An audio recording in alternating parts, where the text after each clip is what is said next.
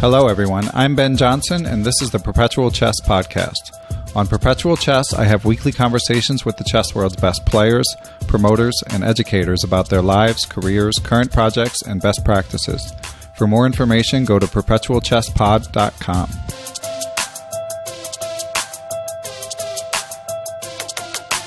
Hey everyone, so I am here with International Master, someone who probably needs no introduction to those of you listening, but John Bartholomew. John, thanks for coming on the podcast. My pleasure, Ben. Thanks for having me. So I'm a big fan of your YouTube channel. I'm going to try to do an even-handed interview, but first of all, I just want to say I really respect the way you present yourself to the chess community, and I'm a big fan of your videos. Oh, well, I definitely appreciate you saying that. Yeah, I strive to make videos in the way that I would want to listen to them or hear them as a viewer. So thanks for saying that. Sure. No, my pleasure. I mean, you seem to have a unique perspective of the weaker chess player's way of thinking, whether he be someone like me, a few hundred points weaker, or someone, 800, 1,000 points weaker. It seems like you really do a good job thinking about the way other people would see things. Is that something that you've worked on? I wouldn't say it's something I've worked on necessarily, but being a chess teacher, I think that comes naturally, having worked with many students who are either just getting their feet wet in the game or have been tournament players for a while but are struggling. I think I can identify pretty strongly with people who are trying to get better in chess, and they aren't title players. They aren't the type of players that you're watching on Chess24 or Chess.com battle it out at the highest level. They're just your everyday player trying to get better.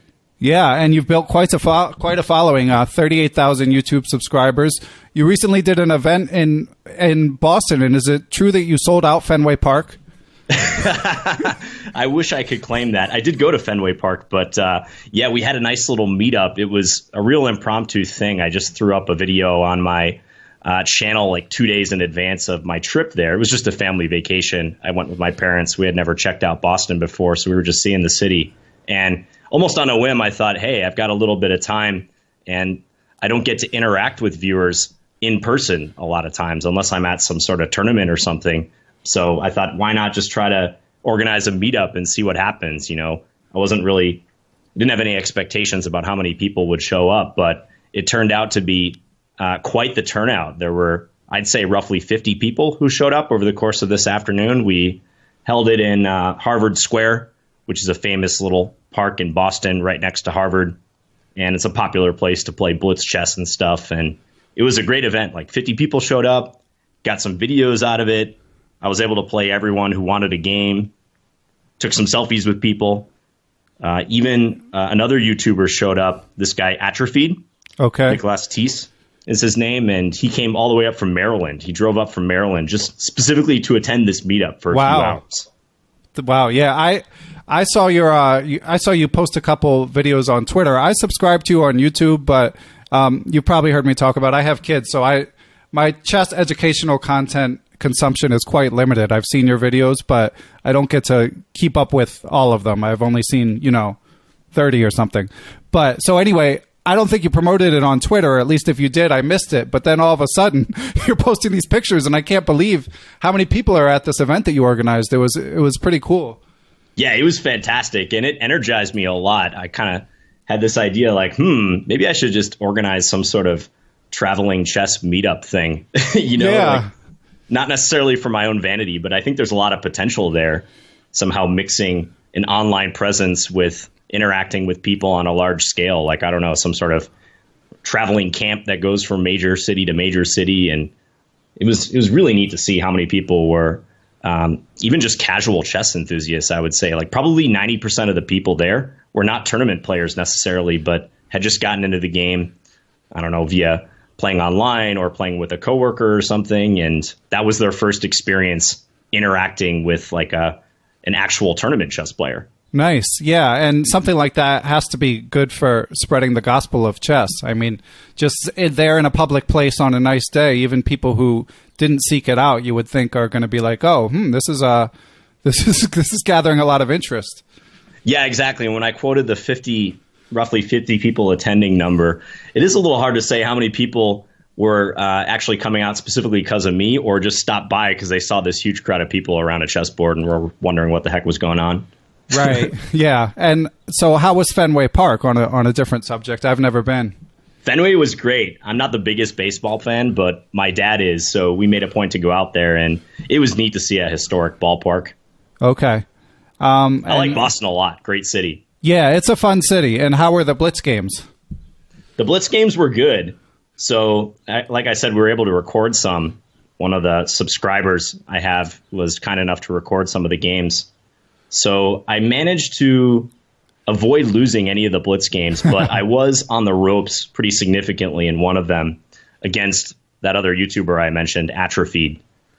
So, and I did lose a Crazy House game. We played an OTB Crazy House game while I was there, so which is quite the trip.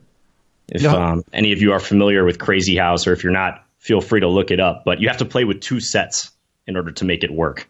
Yeah, I mean, I remember it's a derivative of Bug House, which makes it a derivative of a derivative, but I don't remember the rules myself, actually. Yeah, one-person Bug House, essentially. Okay, and they play 2 boards? Well, you play one board, so whenever you capture one of your opponent's pieces, that piece that you captured becomes your piece. Okay, got it. So if you take, if you're white and you take a black bishop, it becomes a white bishop, and you can place that bishop on the board just like you would in Bug House. Okay, and how's your Crazy House strength? Have you put some time in it, or? I would say I'm not the strongest. I have a general idea of how to play it and what the basic strategies are, but there's a lot of opening theory in Crazy House I've come to learn, and I'm not up to date on that. Right. Some of the openings that you think would be bad in Crazy House are actually pretty playable. Like what? Can you think like E4, E5, for instance? Oh. In Bug House, you don't play that for black so much because white can get in a quick bishop c4 and take on f7. Right. But in Crazy House, this is apparently completely fine to play. Okay. And the Italian game is mainline theory in that variant. Huh. The things you learn from John Bartholomew. Well, I learned that from Nicholas Teese. So Atrophied, so I got to give him credit. Okay, full credit to Nicholas Teese. He sent me a bunch of opening theory that I didn't actually end up assimilating, but a couple things I picked up from him. Okay, so yeah, I mean, and we mentioned this came from your YouTube following, and I in preparing for this interview, I was researching your YouTube history, and I was surprised to see your first video was only about 2.5 years ago. Yeah, that's right. That's quite impressive. 2.5 years and 38,000 subscribers, and I don't know how our listeners feel, but to me, you feel like such a constant presence. But I guess that's not really true. Yeah, I've gone on streaks where I posted quite a bit, especially I'd say in the first year and a half. There was a point where I was posting 3 videos per day. Right. I was posting a bullet video, a blitz video, and a standard video every single day. Okay. And when you make your videos, are you doing any editing, or is it just like record it, load it, done?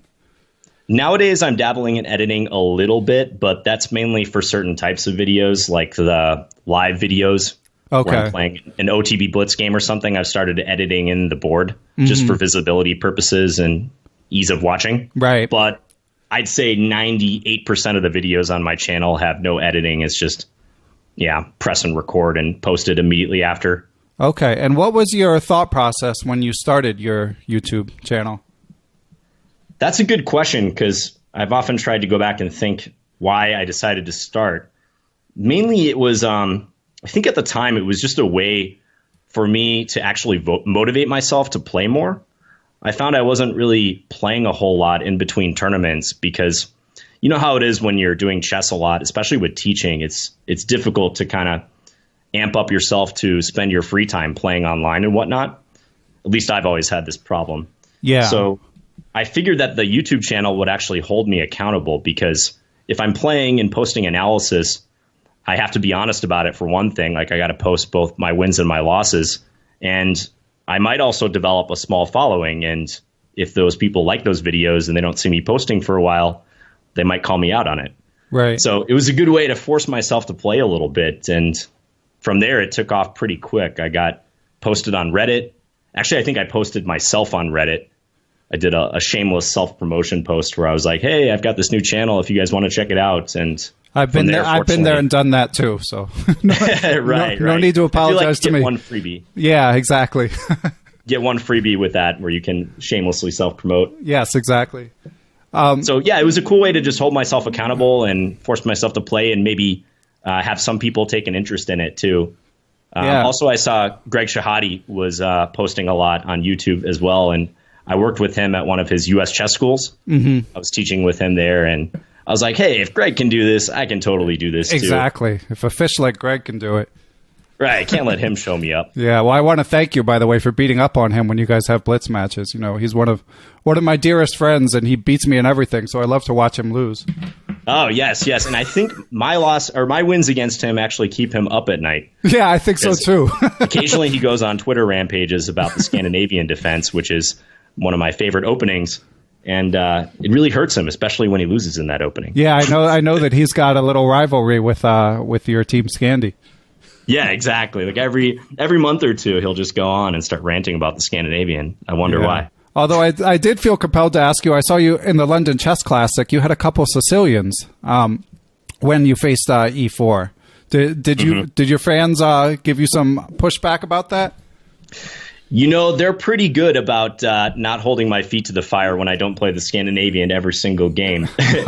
Because the thing about the Scandinavian, just to level with you guys about that particular opening, it's like a nostalgic thing for me, right? Like I started learning it when I was younger.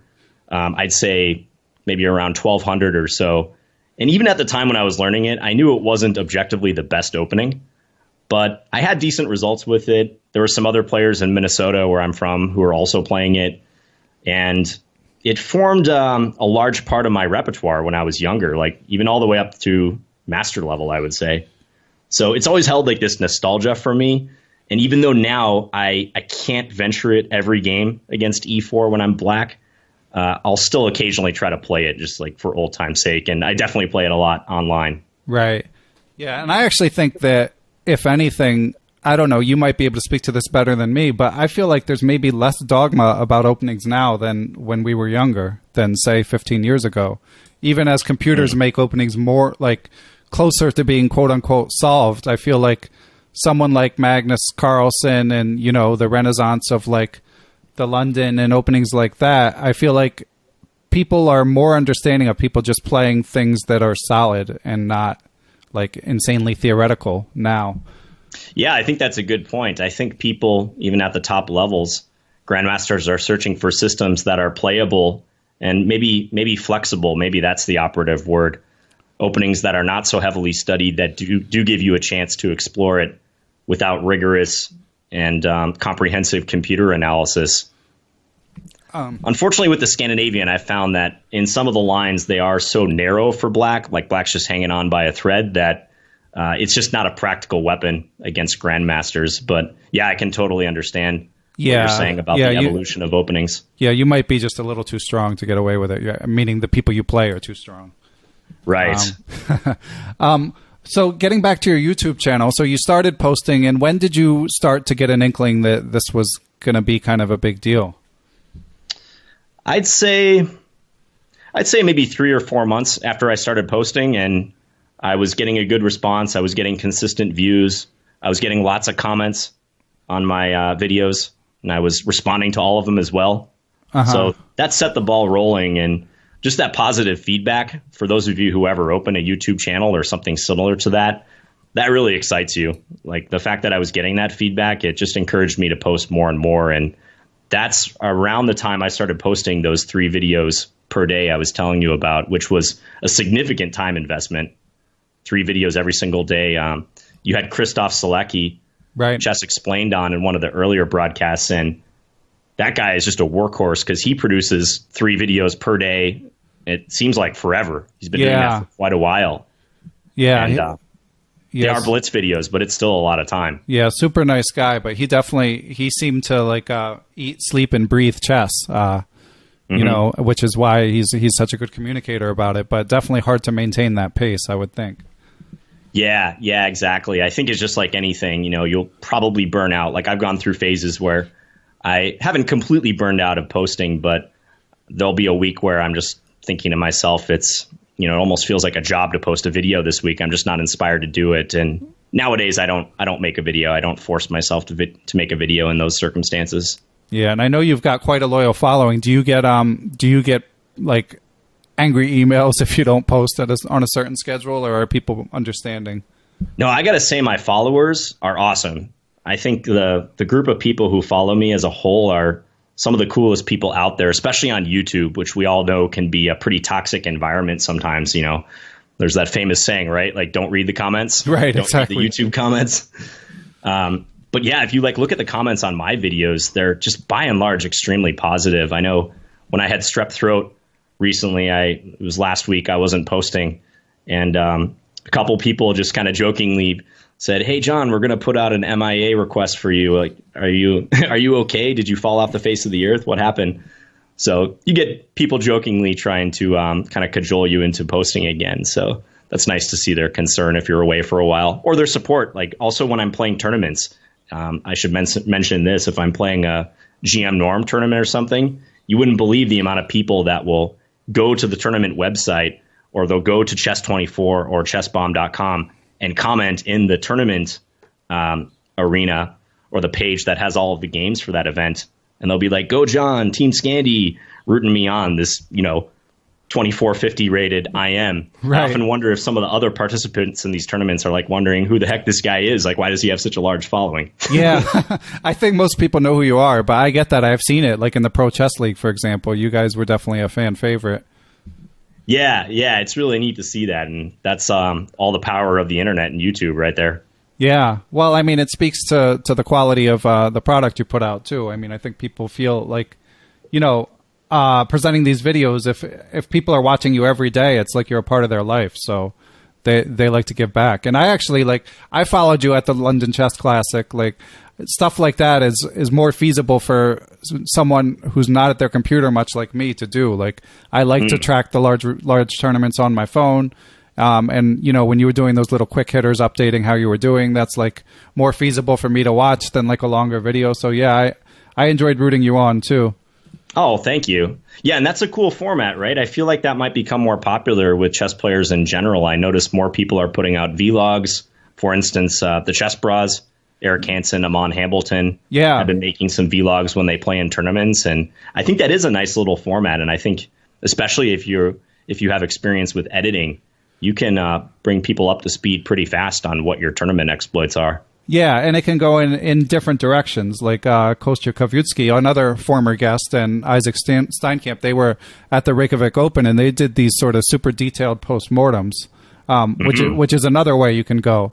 But yeah, and I like it. I mean, I think a lot of chess players, like, we like following chess, but sometimes we wish we were playing. And if you're not playing, like, getting updates from someone who's there is sort of the next best thing.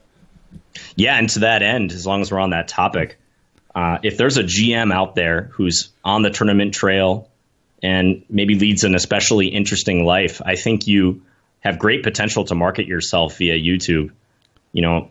It's hard to make a living in chess, but YouTube is a great gateway to increasing your presence. So I think, if someone, let's say in the top 50 in the world, were to open a channel and start posting regularly, post updates from the road, tell people what it's like to be a chess professional, I think people would love to hear that. I would love to hear that, even though I kind of have an insider view of what's that like, what that's like. Yeah, I mean, that was one of the ideas of this podcast. Obviously, it's hard for me to crack the top 50. I did manage to get Peter's Fiddler, but that's the closest you come to the top 50. Well, that counts for sure, but I'm just saying that was just one person out of many guests. But I do think that would be awesome. And yeah, I think we'll be interested to see if someone runs with that idea. Yeah, that sort of thing excites me. Like with Twitch even. What happens if a top 10 player in the world decides to make like one Twitch video per month? Maybe they just log on and play a tournament on chess.com. Maybe they play like Title Tuesday or something and they stream it at the same time. That would just be insane. Like, people would love to watch that. Yeah. Yeah, and it's funny because, like, I feel like from an educational perspective, it wouldn't be any different than, say, watching one of your videos it could be worse, actually, depending on how they are as a presenter.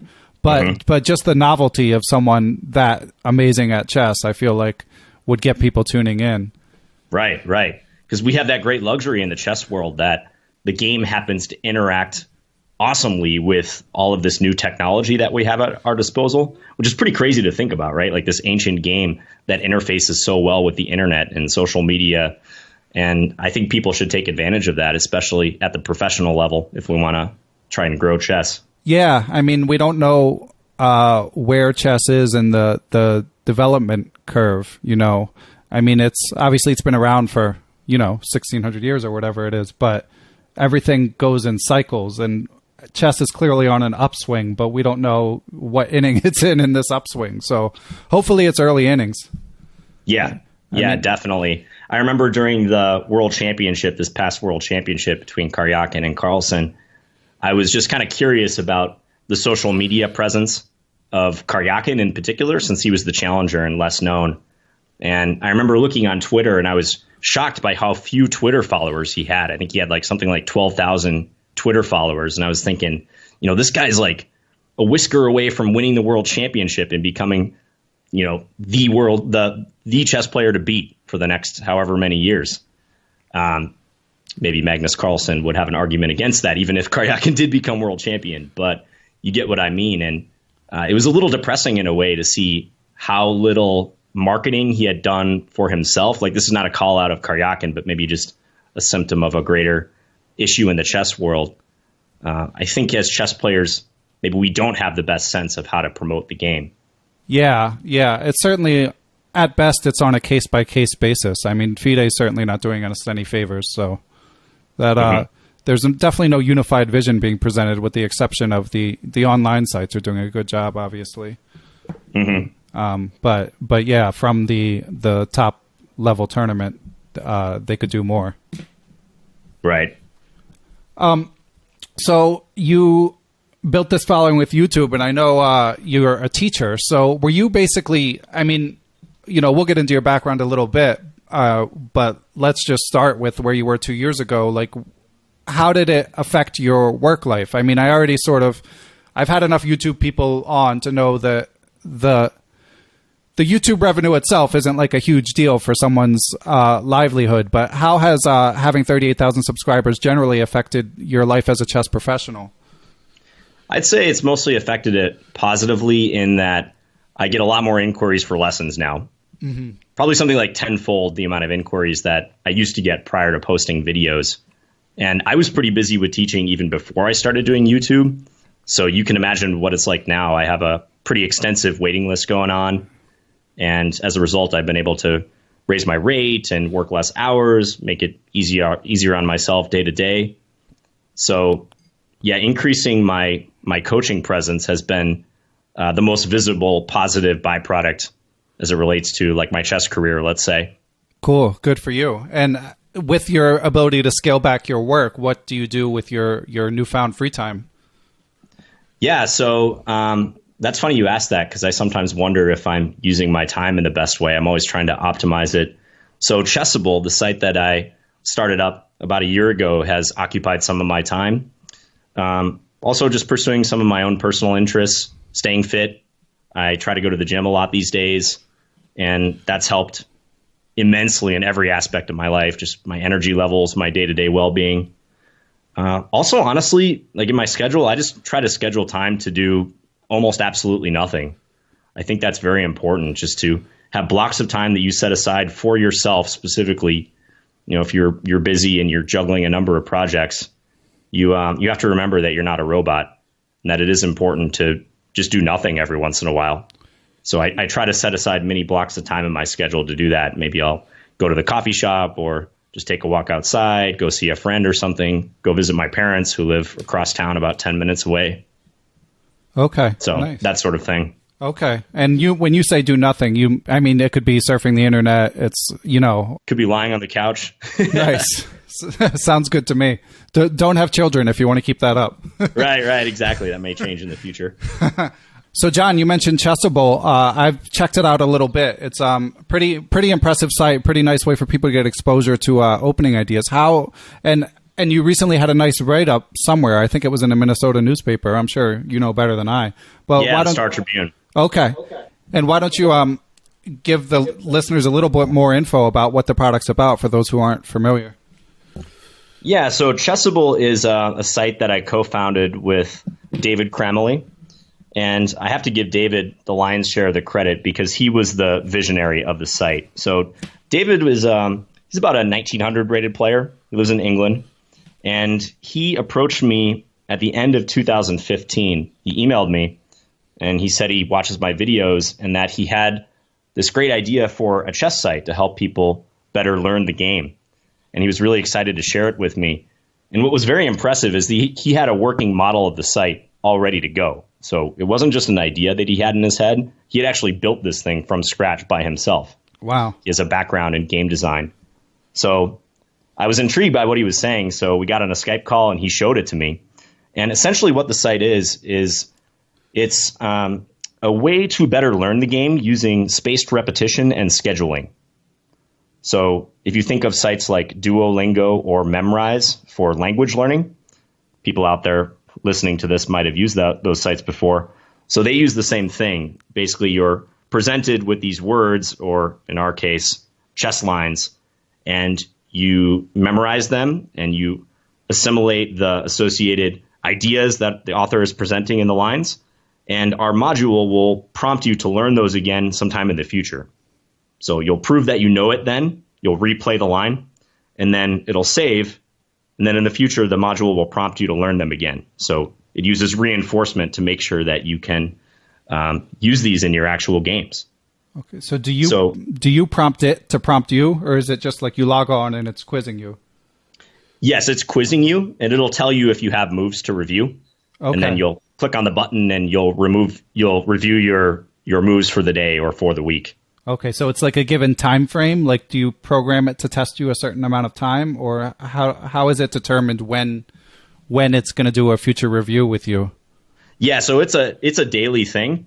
Okay, you have like a daily streak actually if you use the site on a day-to-day basis.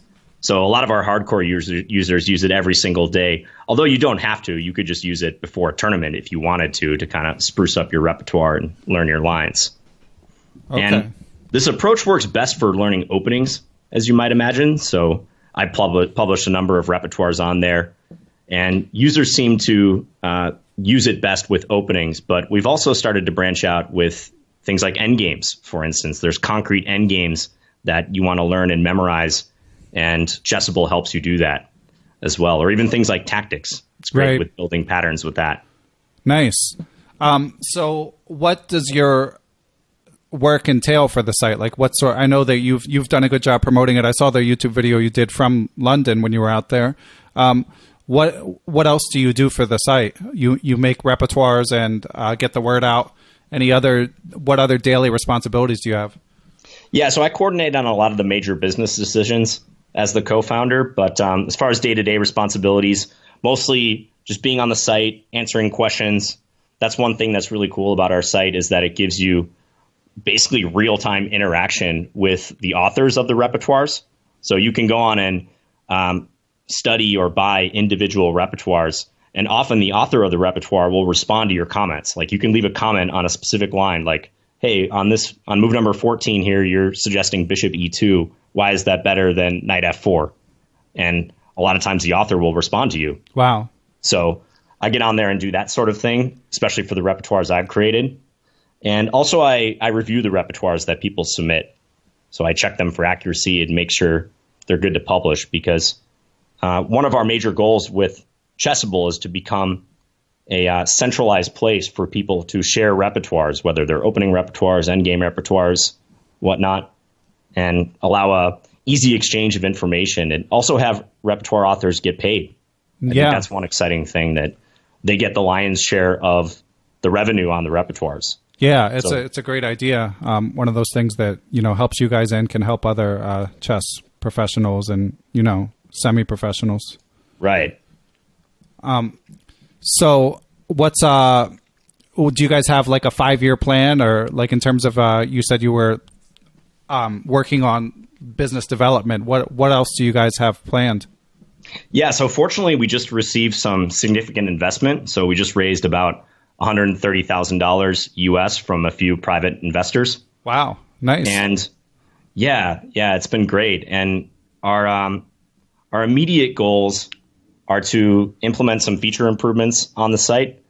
And to do that, we've actually hired a couple people part-time to help us out, which is pretty cool. And also we're talking to some major chess publishers as well. We're trying to allow them to license their content on our site. Oh, that's a good idea. The Chessable method. Right. And we're getting close. We're getting close with a couple publishers. So wow. I'm very optimistic that in the near future, you'll see some titles from recognizable chess books on our site. Pretty cool. That sounds like a really nice symbiosis. So were these venture capitalists that invested in your site, were they from the chess domain, or were they just regular venture capitalists? Yeah, they are. They all have a working knowledge of chess, and in the case of one of our investors, quite a good knowledge of chess. So he's a master himself. Okay. So was it like sort of through chess channels that you found these investors? Yep, that's exactly right. And when I was in London back in December, I was there playing the London Chess Classic. I actually met up with a couple of these investors. Okay. So I was able to meet them face to face, and I was very happy when things worked out later that they came on board with investment and joined our team. Yeah, it sounds pretty cool. It's kind of like a proper startup now with you guys hiring people and with your growth plan in place. And I'll be watching to see what you guys develop. Yeah, it's really exciting. I got on board originally because as a chess teacher, it's something that appealed to me, being able to direct my students to repertoires that I've created and say, hey, I put in the work to give you guys access to this resource.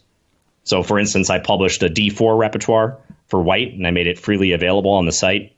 It has several hundred students, so several hundred people that are studying the repertoire right now. And I just created an entire repertoire for D4. It goes about 10 moves deep.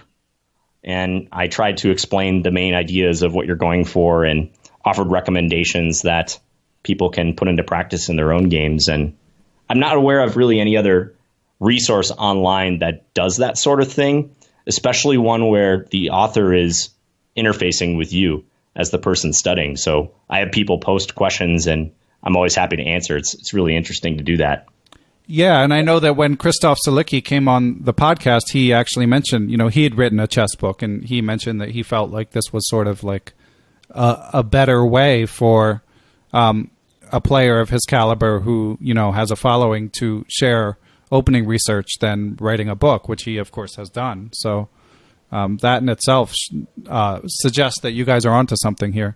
Yeah, that was very positive feedback to hear that from Christoph, because he is such a logical guy with a large following who really knows what he's talking about and is just a great chess author, too. Like his book on the Nimzo and Bogo Indian is awesome, and the repertoire that he made for Chessable on the Benko Gambit is awesome, too. And to have him say that he really approves of the Chessable model, especially the way it compensates authors. Right. He really likes the fact that the authors do get the majority of the revenue. And I think that's just a kind of a disruption of the traditional chess publishing model, where a publisher is paying you a flat fee for your work, and it takes forever to get your stuff published. There's such a rigorous process. Now the process is a lot easier because it's really a living, breathing thing. Like, you can modify the lines even after you publish them. You could update them for the current state of theory too, which is a major shortcoming of traditional print chess opening books. Right. Yeah. Yeah. It definitely makes more sense in this day and age. Mm-hmm. Cool. Well, we'll be watching. But I want to pivot a little bit, John, and get into your background. I mean, I'm a little older than you, but we have friends in common. Shout out to UTD people. Dimitri and Andre. Yeah, Dimitri and Andre and Igor. Met once at a bar in Brooklyn many years ago. But I want to get back to even before then. So how old were you when you started playing chess? So I was in second grade when I learned chess. So let's say 8 years old. Oh, late bloomer, huh? Yeah, especially this day and age. If you tell that to someone today, they're like, "Yeah, you're not going to become world champion. You can try." Right. It's sad, but probably true. Yes. And I really didn't start playing tournaments until about sixth grade. Okay, me too. So that's really late. So I was a pretty good chess player, though, I got to say, before I started playing lots of USCF rated tournaments. I was studying the game quite a bit. I vividly remember when I was in second, third grade, I would go to my school library and check out books on chess. And I think over the course of the school year, I read every single book they had there on chess, which probably wasn't a lot, but back then it seemed like a lot. Yeah. And I was bringing these books home and working through them on my own. Yeah, I feel like the books were a lot worse then, too. You think so? Or at least, I don't know. It was a lot harder to figure out which ones to get. I mean, there were no... I'm like we've said, I'm a little bit older than you, but like when I was a kid, when I was 12 and starting out, there were no Amazon reviews. I mean, there was chess bookstores at tournaments, and that's sort of where you got your books. But it was just a sea of books, and who knew which ones to get? So you're almost picking one up at random or relying on word of mouth, maybe what some other person told you to get. Yeah, which is, I guess that's sort of what you're doing with Amazon reviews too, but they're more crowdsourced. I mean, it's, you right. have a lot more voters. But anyway, that's neither here nor there. So what was your initial introduction to chess? Like, who taught you? Yeah, so it was a friend of mine, and I went to like this before school program. Like my parents would go to work and they dropped me off at this before school program, like an hour or two before classes started. And a friend of mine in that program taught me. His name is Aaron. Got to give him a shout out, right? Got to give a shout out to the person who teaches you chess. Yeah, definitely. And he was my first opponent. So that was the initial challenge that was presented to me in chess. Was like, okay, how do I beat Aaron? Right. I just want to beat this one dude who taught me the game. And eventually, after maybe a month or so of trying, I was able to beat him. And that's when I started checking out those books. I also got a tabletop chess computer. A couple years later, my parents purchased me one. And I credit that thing with giving me the most progress in chess. That was my first real opponent, if you will, aside from Aaron, because no one in my family played chess. So I was really just trying to seek out opponents all the time. And this is before the internet was a big thing. So I didn't really know where to turn. So my parents had the foresight to get me this tabletop chess computer, and it had 72 levels on it. And I think it topped out at about maybe 16 or 1700 USCF strength, something like that. And I started at level 0, and I wouldn't go on until I beat the level. And over the course of something like a year and a half, I eventually beat level 72.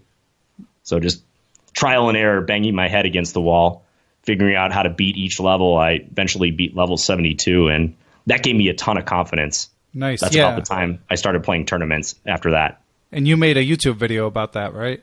Yes, I did. Yeah, which ironically is one of my highest viewed videos, even right. though I kind of didn't intend it to be that way. Right, yeah, you just never know. But, I mean, anyway, you give your parents credit, and I'm sure they deserve credit at large. But, I mean, it speaks to your work ethic and I guess your sort of your passion for chess. I mean, a lot of kids might get something like that and use it once and then go back to playing video games. But it sounds like to you it sort of became an obsession right away. Yeah, definitely, which I've seen since then in a lot of my students and a lot of people who I talk to that have got into the game. I think chess definitely tends to attract introverted people who are comfortable working on their own. And I remember even when I was 5 years old, I got this Lego pirate ship for Christmas. And this was like the only gift I wanted. I was just looking forward to it for months. My parents got it for me. And Christmas Day, I opened it up and then immediately took it to my room. I was like, see you guys later, to my mom and dad and my brother. I'm going to put this thing together. Nice. And it took me, like, I don't know, a day or two. I didn't come out of my room hardly at all except to eat. And I finally built that thing. And that's sort of the approach I use for chess, too. Like, I definitely don't mind doing work on my own, even back then, and trying to figure out how something works or how you get good at a certain skill. And you mentioned that chess is a game that appeals to introverts and problem solvers. I agree. You're obviously a problem solver. Do you also consider yourself an introvert? I've thought about that a lot. I might be more of an ambivert, but probably trending towards an introvert. Yeah. I know it might seem like from my videos and whatnot that I'm extroverted, charismatic, whatnot, but I wouldn't say that's my natural mode of operation. I don't mind being that way, but if I have a choice between being around people and getting my energy from a group of people or getting my energy from myself and pursuing my own projects, I usually like to pursue my own projects. Yeah, I can relate. Okay, so moving forward with the chess, how soon was it before you started showing up on like US top 50 lists and stuff like that? So between grades 6 and 8, so let's say between ages 12 and 14, I made quite a bit of progress. I think I went from about 1,200 rated to over 2,000 in that time period, which nowadays is probably pretty standard for most of these prodigies. Yeah. But back then, like let's say 1996 to 2000, that was a pretty significant jump. So I'd say, right around 7th, 8th grade is when I started appearing on those lists. And I also had some success at the national level. There was actually one calendar year where I won the national junior high championship, so K through 9, the national grade level championship, which was grade 9, and then the national high school championship. I won that as a freshman, a 9th grader in high school. Wow. That all happened like within one calendar year. That's amazing. And were you working with anyone at that point? Did you have like a school team, or was it just pretty much on your own? So the majority of the work was on my own, but I want to give credit to two people in particular. The first one is FIDE Master Ed Zelkind, who's a guy from here in Minnesota. He actually lives just a few miles away from me, and he was my first chess coach. I didn't work with him for a particularly long period of time, but he's always been kind of a mentor to me, and he definitely steered me in the right direction. Ed actually used to coach Boris Gelfand when Gelfand was a kid. And it's cool because Gelfand actually showed up to one of the camps that Ed ran in the summertime here in Minnesota. And he showed up to one of these camps when we were a kid. Wow. And at the time, I don't think I fully understood who he was or how important he was in the chess world, or let alone the fact that he was going to challenge for the world championship. Right. But that was pretty neat in retrospect. So Ed was definitely influential, and he instilled a lot of positive habits, Russian school habits, into my play. And also FIDE Master Robbie Adamson, who I'm good friends with to this day. Yeah, good guy. In Arizona. Yeah, he's awesome. Robbie's great. He helped me especially when I was, let's say, 1,800 to 2,100. He helped me out a lot in the openings department. And I went out to Tucson once and spent some time with him. I think we were out there for about 3 or 4 days. I was out there with my dad. And Robbie and I just trained chess like the entire time. And that was the first time that I've ever seriously worked on the game. Like, we went hard too. Like, we were working like 8-10 hours a day on chess. And up until that point, I had never done anything close to that. I would study chess in blocks of time, but never like dedicating an entire day to it. So I'm sorry, what age and rating would this have been? So I was probably 1,800 or so when I started working with Robbie. So maybe let's say 1,800 to 2,100. Okay. And it was pretty informal. It was kind of like one-off sessions that we would do. But he definitely showed me a thing or two in the openings and showed me how to study chess, really, and how to approach it from a professional perspective. Nice. And then, so fast forward a couple years, and you ended up going to UTD? That's right. Yeah. Yep. Yeah, we've had a few UMBC alums on the podcast. We had Timur Gareev, who ended up at UT, I think it was Rio Grande. But I believe that you're the first UTD alum to grace me with his presence. So, so could you tell us a little bit about the program there? They have quite a reputation. Yeah, so UTD is the University of Texas at Dallas. And I got a scholarship there by virtue of winning, I believe it was the K9 National Championship. So I was a chess/academic scholarship. And I toured the school when I was in 10th grade, and I really liked it. And the fact that they supported chess players, had a chess team, and would actually give you a stipend to go play tournaments throughout the school year was pretty cool. So, you know, that plus the prospect of completely free college tuition was pretty much too hard to pass up. So, yeah, I matriculated to UTD, and I was a business administration major while I was there. And I was lucky to enter UTD at a time when we had a very strong team. I think when I was a freshman, we had something like 10 IMs and maybe like 5 or 6 GMs on our team. We were absolutely stacked. It was pretty crazy. So we won the Final Four a couple times while I was there. I vividly remember losing to Timur Gareev actually in a particularly pivotal game to lose the national championship for us as well. Right. It wasn't all my fault, but that was definitely a contributing factor. Yeah, well, no shame in losing to him. Yeah, exactly. exactly. Yeah, although I really enjoyed my time down there. I met a lot of friends that I still have to this day, and was able to travel as a result of being on the chess team and having that stipend. And also just getting out of the state for a while too, I think, and having a different experience in life. Like I had never lived anywhere but Minnesota up until that point.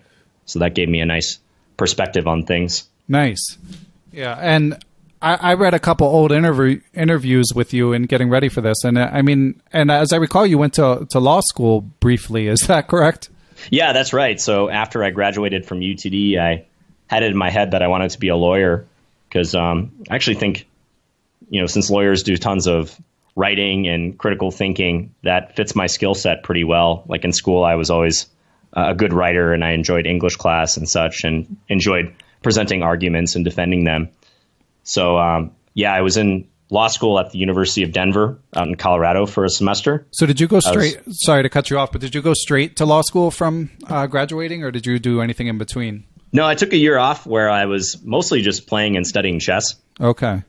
And I was studying for the LSAT at the same time. Okay, and we'll get to law school. We'll get back to that in a minute. But I'm just curious if, like, being a chess teacher or / chess professional, I feel like it didn't seem as feasible, even though it wasn't that long ago. So was it on your radar at that time? That's a good question. So I graduated in 2009, and it wasn't really on my radar. I think I was still in the mode of, well, that's just not a legitimate career path. I had taught students throughout high school and college, so I had some teaching experience, but for some reason it had never really occurred to me that I could actually do that on a professional level. I think I kind of had it in the back of my head, like, okay, this might work if everything else fails. Right. And I have no other options. But yeah, I was still thinking like go the traditional route, either get a job or go to grad school. Okay. So you went to Denver for a semester. Right. Yep. Yeah. So I went out there. And I figured out pretty quick that a career in law just wasn't for me, which was interesting because I actually did really well in the semester that I went. And I wrote on to one of the law reviews there, which can be tough to do when you're a first-year law student. So I actually got something published as a result of that. It's an artifact from my law school career. I got a paper published in like my first semester, or like a case published, I should say. And I wasn't there for very long, but that was a pretty pivotal moment in my life because once I made the decision to quit law school, that's when I started doing chess full time. Okay. And what was it about law school that made it less appealing than, say, chess? I guess my future in law just seemed too narrow to me. In talking to my professors and lawyers that I met in that first semester and seeing the type of work that you do as a lawyer, which is some people probably listening to this may know, but if you're a lawyer in the U.S., you don't do the flashy stuff that you see on like Law and Order SVU. Most lawyers are hardly ever in the courtroom. Right. Most of it is pretty boring transactional work where you're stuck at a desk and you're not doing the exciting things that you see in all these courtroom dramas. Which is okay. I mean, I'm sure there's lots of people who are passionate about law, but and I actually even knew some of that coming in. But I think just having that staring you in the face and liking aspects of studying law, but just not relishing the prospect of practicing it, that kind of soured me on law pretty fast. Yeah, I had a similar experience back. When I graduated college, I worked at a law firm for a couple of years, like a corporate law firm. And I saw that most of the lawyers weren't that happy. Not saying, for any lawyers listening, I know there are happy lawyers, but my personal experience was the ones that I saw weren't that happy. But I still actually was planning on going to law school myself. And I took a year away from working at the office to teach chess, and then just realized I liked teaching chess better than the life that the lawyers I saw led. So I also narrowly avoided it, but took one less step than you. I didn't quite go. I realized before I even went to law school that it wasn't the path for me. Yeah. And just the practicality of being a lawyer too. I know when I graduated, I think a lot of people had the same idea, graduated from undergrad, that is the economy was in the sewer and a lot of people either couldn't find jobs or were just vastly underemployed. So I think many had the idea like, hey, let's go back to grad school and get some more education and ride out this recession. Right. So as a result, there was a glut of lawyers produced several years later, and it's a very difficult industry to crack unless you went to an extremely prestigious school and did very, very, very well. Yeah. Yeah. So, okay. So when you dropped out of Denver, where did you live after that? So I went back to Minnesota briefly. I actually had to go back home and have knee surgery. I tore my ACL and I ended up having surgery back there and kind of recovered. Was living with my parents. And I think I want to say about April 2011. So I quit law school at the end of 2010. And by like spring 2011, I moved out to New York City. And that's where you and I ended up meeting. Yeah, our one and only encounter. Right. Yeah, exactly. Exactly. Yeah. So I lived in New York from 2011 to 2012. Okay. And you taught for chess in the schools? Yeah, so I taught for chess in the schools a little bit. I was also doing private teaching too. Okay. I was dipping my toes into that aspect of making it as a chess professional, really not knowing what I was doing. So I moved to New York almost as a spur of the moment thing. I had some friends there. So like we were talking about, Dimitri and Andre, who are chess players as well. So international master and FIDE master, Andre Zaremba and Dimitri Schneider. So they were my roommates when I moved out to New York. And they provided a lot of motivation. They knew I wasn't happy in law school. And they fortunately had a place opening up in their apartment. And they were like, hey, you can move in here if you want. And at the time when I had quit law school, I knew I wanted to give chess a shot because, like I had said earlier, I had it in the back of my head for a while. And I figured, okay, this is a great chance to just roll the dice in life and see what happens. And, you know, worst case scenario, I go crying back to Minnesota and beg my parents to let me move back in with them. And fortunately, that didn't happen. I got out to New York. I did start working for Chess in the Schools, which is a nonprofit in New York City, but also worked on building up my private teaching as well. Started teaching a bit online and in person. Yeah, and I think the reason we only crossed paths once in New York is because you didn't last that long. Yeah, I was only there for a year. Yeah, I mean, a year is not a tiny amount of time, but we lived on the opposite sides of New York, so I really enjoyed your roommates' company, but didn't get to see them as much as I would like. Yeah. So what made you decide to leave New York? So at the time I was thinking about staying or leaving, I was starting to get a lot of students online. And that was becoming the majority of my chess work. I was doing a lot less in person around New York City, a lot less teaching in schools. But my online business seemed to be taking off. I was getting students from all over the place, all around the US and abroad via Skype. So I thought, why pay New York rent and live in a place with a huge cost of living when I can go back to Minnesota? And because I always had it in my head that I wanted to go back and live in my home state. I really like it here. And most of my friends and family are here. So it just made sense from a cost of living perspective to do that and still grow my online business. Yeah, it sounds very rational, although a lot of people will, you know, a lot of dyed in the wool New Yorkers will live there even though it doesn't make sense. You know? Yeah. Well, that's what everyone says about New York, right? They always, especially people who didn't grow up on the East Coast, are like, well, New York's a great place to live for a while, but I wouldn't want to be there permanently. Yeah. Well, I certainly, it took me a while to arrive at that place. It took some kids for me to come to that conclusion, but, right. But yeah, it's, I think, very practical decision on your part. Mm-hmm. So what was driving the online business, you know, before you were a YouTube superstar? I would say it was mostly word of mouth. And you know, chess teaching is so funny because there's no playbook or no resource about how to do it properly.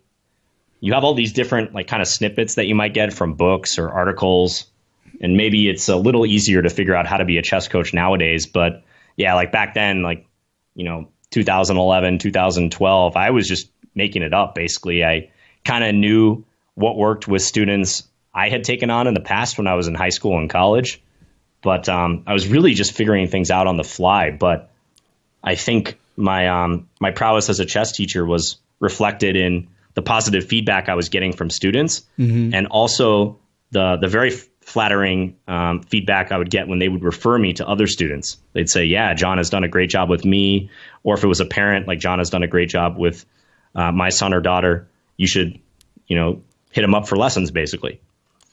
So most of my students that I had from the beginning were just purely through word of mouth. Okay. And I'm sure it was a mix, but was it more adults or more kids or what? More kids, definitely. Okay. And what is your opinion of, like, the best ways to improve? I mean, obviously that's a very broad, unanswerable question, but that's what people want to hear. So Yeah. Yeah. And that's probably the number one question I get on my YouTube channel in particular. Yeah. So, obviously it's going to be different for whatever level you're at, but I would say the main thing is just playing longer games and analyzing those games. I think so many people get caught up in playing faster games, especially online. We kind of have this culture of, how many games can I get in the shortest amount of time possible? And that just doesn't really work with chess. Like, you're not going to get better trying to brute force it with quick games. Like, you got to play games where you actually have time for reflection. So I would say that, and analyzing them too, like that goes hand in hand with it. If you're just playing games and never analyzing them, I mean, it sounds obvious, but you're just not going to get better, or you're not going to get better nearly as quickly as you would if you were to look at those games with a critical eye and not use the computer immediately. Like, the computer should be used as a last check of your analysis. Just don't disengage your brain because you want that quick analysis from chess.com or Lichess or whatnot. You actually have to draw some conclusions on your own before you turn that thing on. I would say if you play longer games and you analyze them, regardless of your level, you will get better. Okay. I mean, I think that's great advice. I struggle with that myself, especially because I'm at a different place probably than a lot of our listeners. But for me, it's like the tournament itself is a big time commitment. So then to actually take the same, or, an hour per game or something and review it is a stretch. So it's like, I always want to look at it while I still have time, like, while it's somewhat fresh in my head. So I have a hard time avoiding the computer, Yeah, it's a temptation. I'm even guilty of it myself too. I've had a number of, like, do as I say, not as I do moments as a chess teacher and YouTube personality and whatnot, where, like, I'll take a quick peek at the engine when I probably shouldn't. Yeah, it's just so hard not to, especially if it's like one position, like right. that one critical moment where you're like, God, there had to be something there.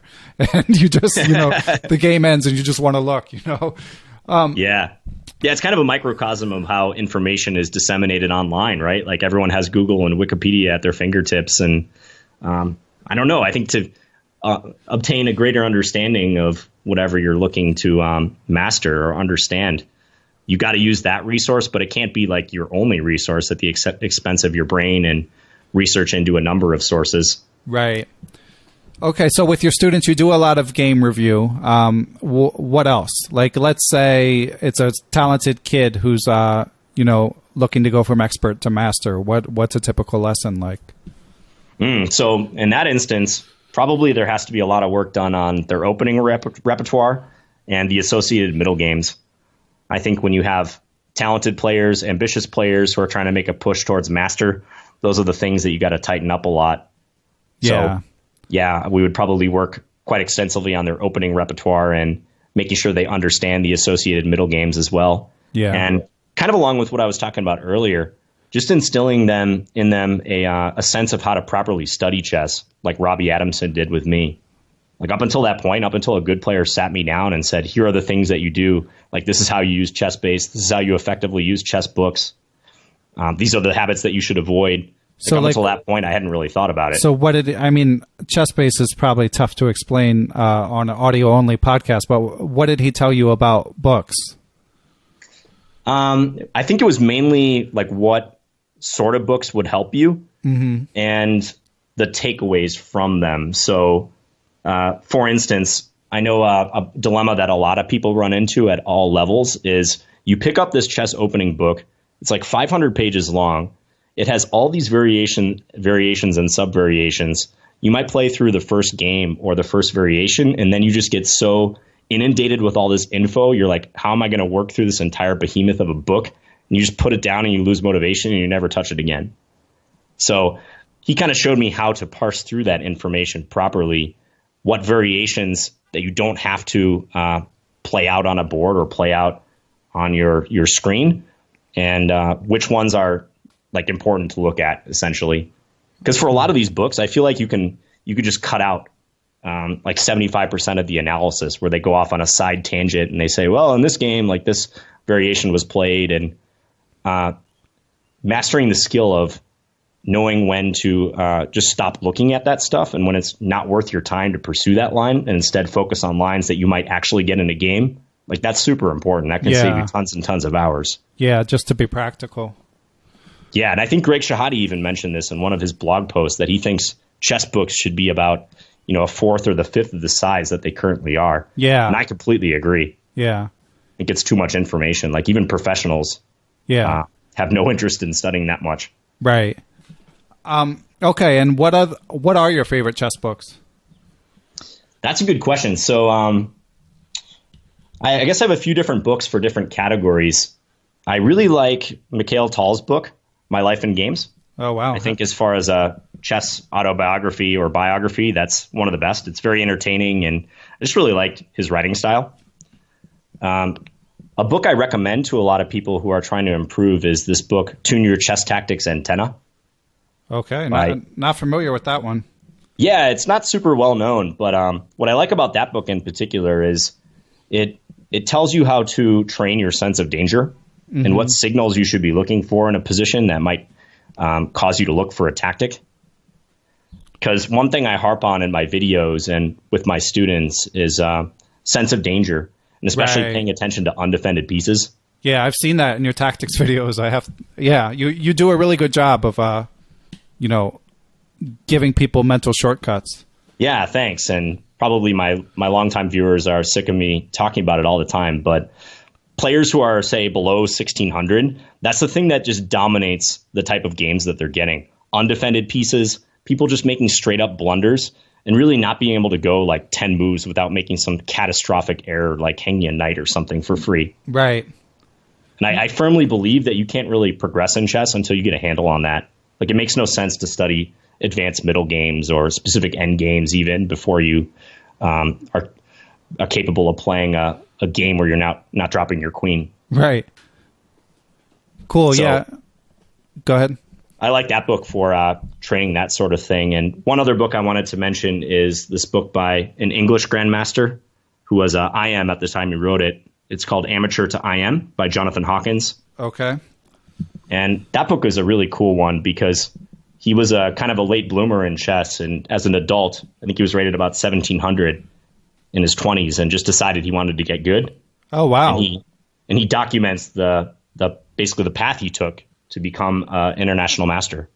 That's a great recommendation because, I get emails from listeners saying, like, obviously we have some kids. We have kids listening, middle-aged people, but there are a lot of adult, chess enthusiasts looking to improve who've asked me to get like an adult chess learner on. But the problem for me has been it's a little bit harder to parse exactly who to get. So that's a great recommendation, both as like something I'm interested in reading, since I'd still like to improve in theory. Yeah, it's a great book. And interestingly, probably 90% of the book is on endgames. Okay. So he heavily credits the endgame as giving him the most improvement in chess. Yeah, well, I've heard it suggested that it's sort of the low-hanging fruit. If you look at chess sort of, not at your level, but like at sort of a more club play level, from a strictly practical perspective, people either like or know they have to study tactics, and people love to study openings, but endgames are, endgames are like putting in golf, they're where the rubber meets the road, or whatever your cliche is. So many half points are decided in endgames, and it often gets overlooked, or at least it gets shunted aside as sort of like a one-off when it happens. Totally. And even within endgames, I think there's kind of a useful partition to think about for a lot of people, like knowing exact positions and knowing endgame theory. Right. There's kind of two elements to that. Yeah. And you need to have both to play chess proficiently and play the endgame well. Yeah. For me, it's like I like looking at like virtuoso endgame performances, but I hate studying endgame theory. Yep. So John, we only have a little bit more time. I wanted to get back to, before we go, obviously, I want to talk a little bit about chess playing. So I know that you've been pursuing your GM title when you get a chance. What's the status of that pursuit? So I've been an international master since 2006. It pains me to say, so over 10 years now. And I've been mostly floating between 2440 and 2460 in that time period. So I would love to make my grandmaster title. I would say at the moment I'm not spending enough time on my chess study in order to make a serious go at it. But in scaling back my commitments, especially with my private teaching, I have freed up more time. So I hope to fill that time by kind of getting back to my roots and studying more. I have just like a lot of guests you probably had on, I have a love-hate relationship with pursuing the grandmaster title, because obviously it is the culmination. It would be the fulfillment of my personal chess dream, really. But just the unpredictability of it makes it such a tough thing to plan for and maybe even justify, if you will, pursuing. Yeah, for sure. And do you have any norms?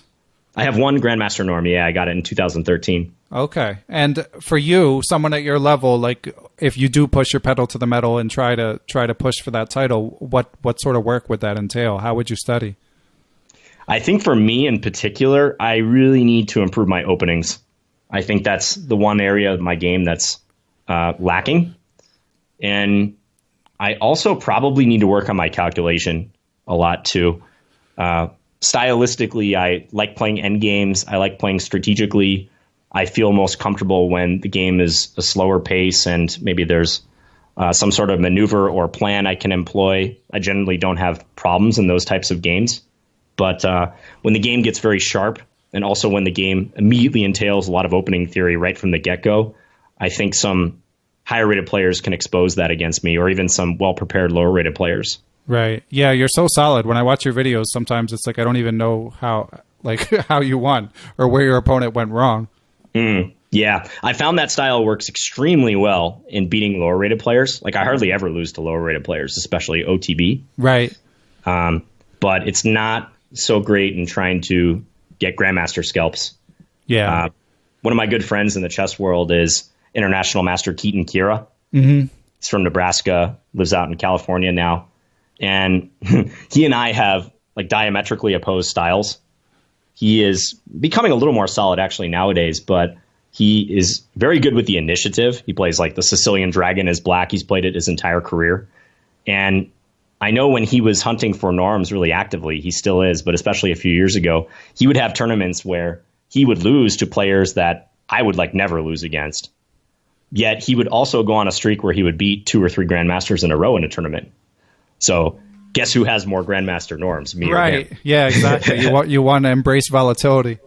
Right. That's funny. Whereas for me, like my rating has usually just oscillated in this narrow band. Like I don't vastly overperform or vastly underperform. I'm usually like right in the middle, and that's not so conducive to making grandmaster norms. Do you think that that's a flaw in the norm design? That's a good question. I don't know. It is for you, at least. It is for me, yeah. I want to be selfish and be like, yeah, FIDE should totally change this. But no, I just kind of look at it as another challenge I have to tackle. I mean, you always got to reinvent yourself, right, when you're trying to take your game to the next level. So I think for me, that'll just make me a better chess player as a whole, if I can fight for a win in positions that previously I haven't gravitated towards. Nice. Okay, well, John, one more question. I saw an old interview. I don't know if this is still the case, but it said you were a pretty big NBA fan. Yeah, so I used to watch a lot of NBA, not so much anymore, but maybe now with the Timberwolves becoming more of a aspiring, decent franchise, if you will. I still like it. Yeah, they're up and coming for sure. So what else would you do in Minnesota? Like day-to-day life when you get out of the house? I guess you have family there. So what else? Do you go out to bars or more of a stay-at-home kind of guy? I like a good mix. I like hanging out with my friends and going out. I definitely like to stay physically fit. Like I was saying earlier, I go to the gym almost on a daily basis. I'm usually there like 5 or 6 times a week. I like to read a lot. That's kind of my escape. So I've always got some book I'm working through. Fiction or nonfiction? I like both, actually. I really like biographies and autobiographies. Mm-hmm. Me too. So I tend to gravitate towards that genre, but I also like classic works as well, so classic fiction and such. Nice. So, cool. Yeah, I try to do a little bit of everything, and I like to travel as well. I mentioned this recent Boston trip. I definitely like just taking short trips and seeing places I haven't seen before. But not a lot of chess tourism at this point, I guess. Right. That's always the problem, right? Because when you're traveling for chess tournaments, you can go to some cool location, but if you want to properly see it, you got to build in extra time. Right. Do you have any tournaments on the horizon for those of you who are rooting you on online? For the listeners who are? Yeah, the only tournament I have committed to is a tournament in August in northern Minnesota. It's just a 5-round tournament. Okay. But I might be playing a Norm event in Madison, Wisconsin next month, too. I'm still deciding. Yeah, I've seen the promotion for that. It looks great. Yeah. So I'm sure people will be checking to see if you're in it. Okay, yeah. well, John, thanks a lot for coming on. You've actually, I think I told you this offline, but you've been my most requested guest. Oh, well, I'm very flattered. You're beating Gary Kasparov. You're beating Magnus. So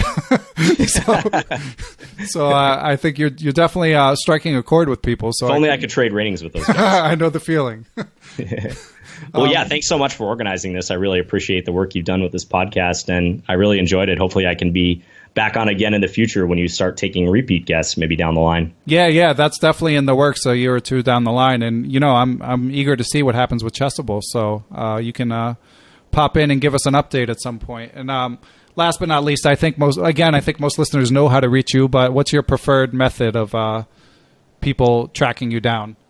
So if you go to my YouTube page, which you can find just by typing in my name, John Bartholomew, on YouTube, there's an About page, and that will link to my email. It'll unveil my email. Okay. Yeah, and John's on Twitter a little bit, and you guys, I think... Yeah, if you tweet at me, too, I'll almost certainly see it. Okay.